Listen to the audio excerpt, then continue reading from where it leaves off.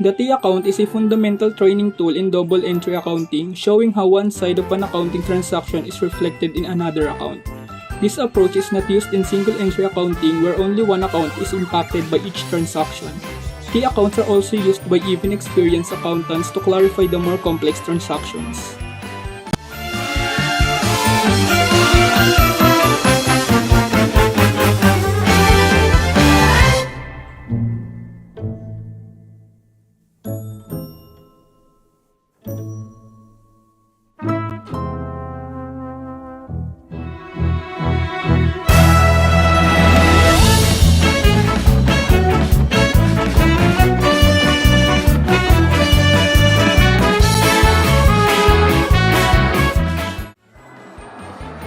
For example, number 1, on January 1 transaction, Bautista invested 10,000 cash.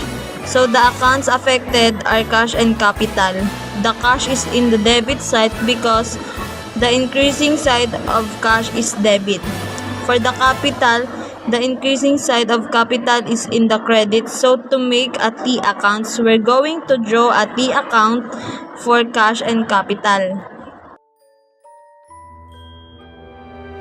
The transaction, on January 3, Bautista bought equipment worth 5,000 pesos on account. The transaction says that the owner bought 5,000 pesos worth of equipment. The equipment is an asset that increased, so we will put it on the debit side. It also says that the owner bought the equipment on account. Accounts payable is a part of liability and its normal balance is on the credit side. So, we will put accounts payable on the credit side.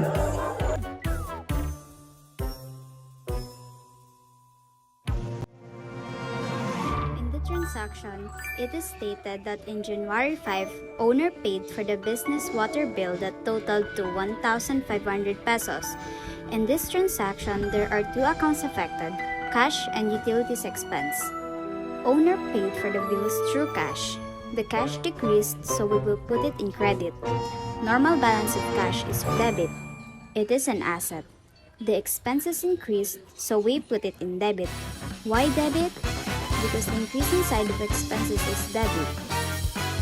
For the transaction January 7, Bautista rendered a services to a customer and paid him 1,200 on account. The two accounts affected are account receivable and service revenue. The account receivable is on the debit side because it will increase. We will put the service revenue on the credit side because it will also increase.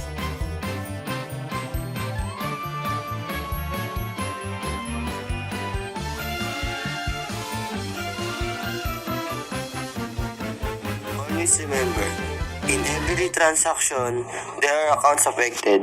In every accounts affected, there should be a house provided.